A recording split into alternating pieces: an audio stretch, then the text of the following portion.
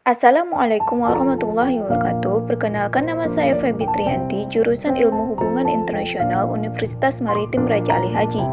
Di sini saya akan bahas mengenai analisis dampak penutupan akses pariwisata di wilayah perbatasan Kabupaten Bintan pada masa pandemi COVID-19.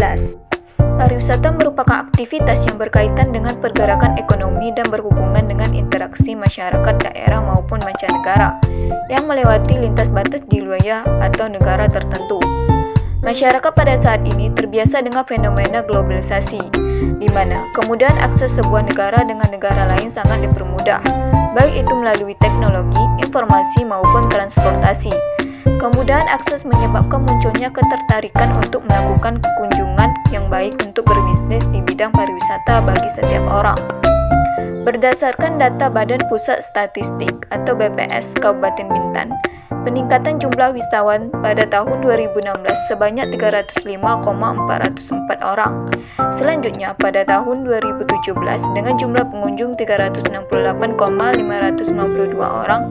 Dan pada tahun 2019 menunjukkan angka pada 522,399 orang. Bintan memiliki 61 jumlah objek wisata, 13 jumlah tour dan travel, 24 kelompok wisata, dan 51 jumlah hotel dan resort yang tersebar di berbagai penjuru Kabupaten Bintan.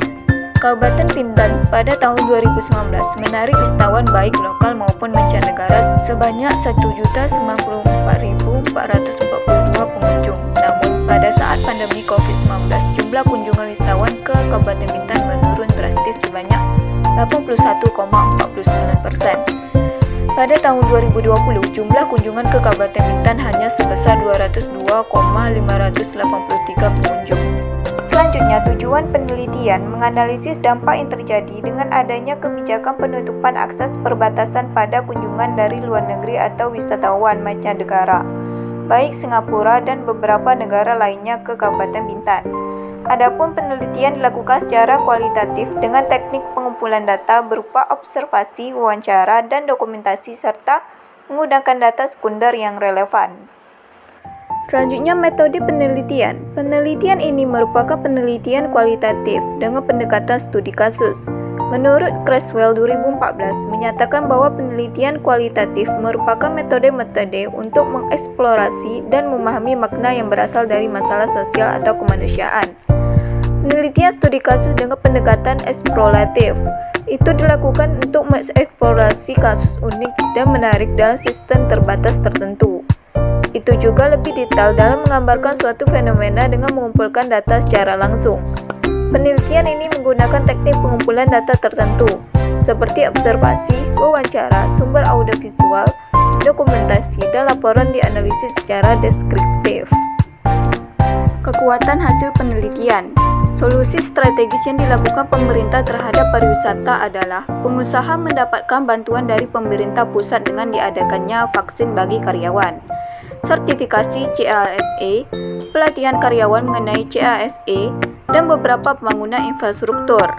Pelaksanaan vaksin dan pembukaan kembali perbatasan supaya pengusaha, masyarakat, dan BUMDes kembali menghasilkan lagi seperti sebelum COVID-19. Pemerintah pusat untuk melonggarkan kegiatan atau event skala kecil, kebijakan mengenai karantina, melonggarkan peraturan perjalanan dalam negeri, dan yang paling penting adalah dalam implementasi pembukaan perbatasan bagi wisatawan asing. Kemudian, kelemahan hasil penelitian, regulasi dan aturan pelanggaran masuk Indonesia.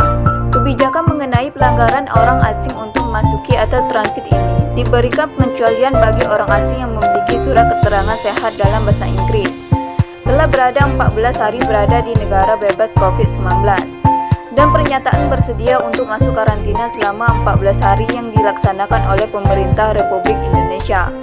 Penerapan kebijakan mengenai larangan orang asing untuk memasuki wilayah Republik Indonesia berdampak sangat buruk bagi kegiatan pariwisata di Bintan.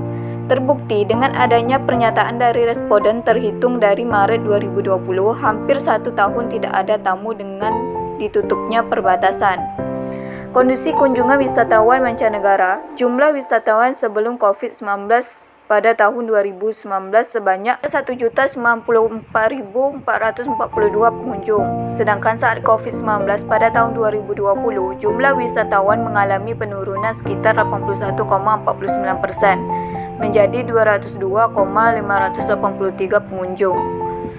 Sebelum COVID-19, occupancy rate hotel mencapai rata-rata 60% setiap harinya. Saat COVID, kegiatan pariwisata jatuh. Semenjak perbatasan ditutup, semua wisatawan yang datang dari luar negeri tidak ada. Biasanya, wisatawan Singapura datang pada waktu weekend, dan wisatawan Tiongkok datang bersama turnya beberapa grup pada hari biasa saat COVID-19. Kondisi pariwisata Bintan sebelum COVID-19 cukup menonjol. Berkunjungan ke Pulau Riau menjadi tujuan wisatawan asing peringkat kedua setelah Bali. Saat COVID-19, tidak kapal feri yang dulunya tersedia setiap jam sekarang hanya 1 minggu sekali, dan tidak ada penumpang karena perbatasan ditutup. Dampak penutupan perbatasan bagi pemangku kepentingan. Pengusaha merupakan aktor yang paling merasakan dampak paling besar dengan adanya penurunan jumlah wisatawan di Kabupaten Bintan. Pengusaha merasakan dampak paling besar dari tidak adanya wisatawan. Kebijakan mengenai karantina dan negosiasi antara negara perlu digalakkan agar dilonggarkan mengenai kebijakan karantina dan pembukaan perbatasan. Dampak lainnya adalah tidak ada intervensi pada sektor pariwisata, karena sektor pariwisata terdampak banyak sekali sektor lain. Masa COVID bisa diatasi dengan baik. Pemberian vaksin segera dilaksanakan agar ekonomi menjadi baik dengan membuka kembali perbatasan. Pengusaha di Bintan terkena dampak yang sangat buruk dengan menurunnya jumlah wisatawan. Beberapa usaha hotel ditutup karena tidak mencukupinya biaya operasional perusahaan. Dari 15 hotel, hanya 7 hotel yang buka dalam keadaan pandemi COVID-19. Penutup. Kebijakan dan implementasi Permen Hukam Nomor 11 Tahun 2020 tentang pelanggaran masuk sementara orang asing berdampak buruk bagi pariwisata di Bintan. Dengan tidak adanya wisatawan asing yang masuk karena ditutupnya perbatasan, maka perlunya membuka perbatasannya untuk mengimplementasikan rencana Reciprocal Green Line atau Travel Corridor Agreement atau RCGA. Kemenparekraf dalam penerapan implementasi Reciprocal Green Line atau Travel Corridor Agreement, harapan dari beberapa pemangku kepentingan juga agar implementasi Reciprocal Green Line Travel Corridor Agreement benar-benar dilaksanakan. Selain itu, peran pemerintah pusat dengan melakukan sertifikasi CASA, pelatihan karyawan hotel mengenai CASA, mengajak dan menekan pengusaha untuk melakukan CASA, dan evaluasi terhadap pelaksanaan CASA di tempat usaha. Tugas pemerintah sekarang adalah hanya untuk membuka perbatasan karena fokus pemilik bisnis adalah bagaimana mereka bisa kembali usahanya, bukan memikirkan mengenai kerjasama dalam mengatasi pembukaan perbatasan wilayah sektor pariwisata Kabupaten Bintan. Itulah pembahasan saya mengenai analisis dampak penutupan akses pariwisata di wilayah perbatasan Kabupaten Bintan pada masa pandemi COVID-19. Sekian, terima kasih. Wassalamualaikum warahmatullahi wabarakatuh.